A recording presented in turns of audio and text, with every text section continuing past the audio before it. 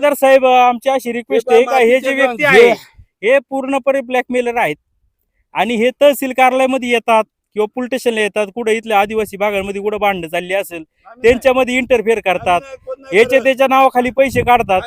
इथं जे आता समजा माती उत्खनन झाली का हे तिकडे तक्रारी करणार, मातीवाले यांना भेटतात. एकदा मातीवाल्यांनी यांचं खिसा गरम केला की हे आपली माघार घेतात.